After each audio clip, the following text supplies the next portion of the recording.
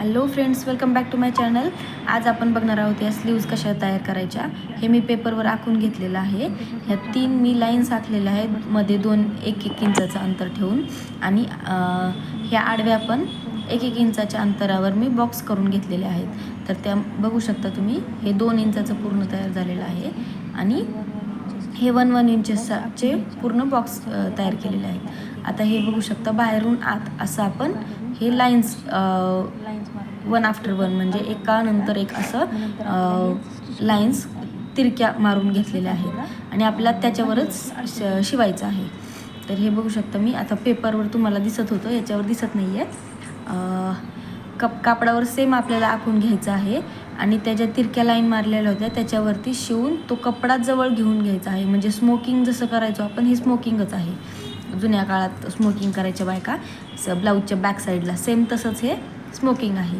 तर तुम्हाला जसं पेपरवर दाखवलं सेम तसंच शिवून घ्यायचं आहे. म्हणजे तो तिरकी लाईन ती पूर्ण जवळ आली पाहिजे आणि त्याला एकच गाठ मारून ते पॅक करून घ्यायचं आहे. आता इथं तुम्हाला दिसत नसेल एवढं, पण ते दोन्ही एकमेकांमध्ये घेऊन एक गाठ तयार करून अशी एक चुन्नट तयार करायची आहे त्याची. इथं बघू शकता तुम्ही, एक दोरा घेऊन आपण ते तिरक्या लाईनवर शिवून घेतलेला आहे आणि त्याच्यातून एकच चुन्नट तयार होते. परत तो कट करून दोरा आपल्याला दुसरी चुन्नट दुसऱ्या लाईनवर तयार करायची आहे. म्हणजे इथं बघू शकता तुम्ही, आता माझं एक रेडी झालेलं आहे आणि आता हे दुसऱ्या लाईनचं परत स्टिच करून घ्यायचं आहे. बघा, दुसरी लाईन परत तिथं जवळ आली पाहिजे सेम असं, आणि तिथे आपल्याला तेवढं जॉईंट करून घ्यायचं आहे एकमेकांना आणि परत गाठ मारून ते सिक्युअर करून घ्यायचं आहे, म्हणजे सुटता कामा नये. हे बघू शकता, माझं दुसरं रेडी झालेलं आहे. सेम असंच आपल्याला पूर्ण तिरक्या लाईन्स जेवढ्या पण आपण आखल्या होत्या, तर त्या तिरक्या लाईन्स जवळ करून त्याला एक एक गाठ मारून घ्यायची आहे. दोरा प्रत्येक वेळेस तोडून घ्यायचा, म्हणजे तो प्रत्येक गाठीला तोडून घ्यायचा, म्हणजे ते एकत्र ओढल्यासारखं होणार नाही.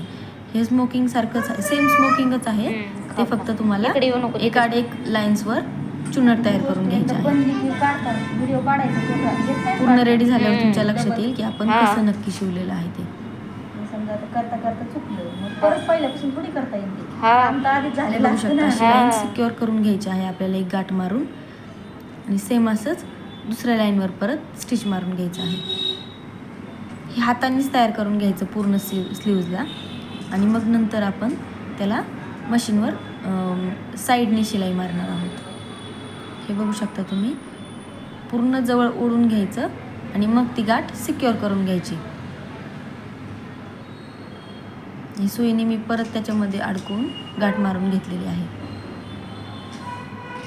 हे बघू शकता, अशा टाईपच्या ह्या चुन्नट तयार होतात एकाआड एक.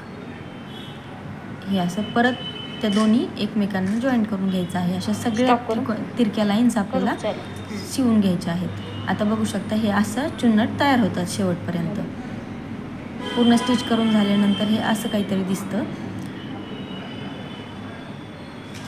तर आता हा वरचा भाग आहे स्लीवचा, आणि हे बघू शकता अशी एक चुन्नट तयार होते.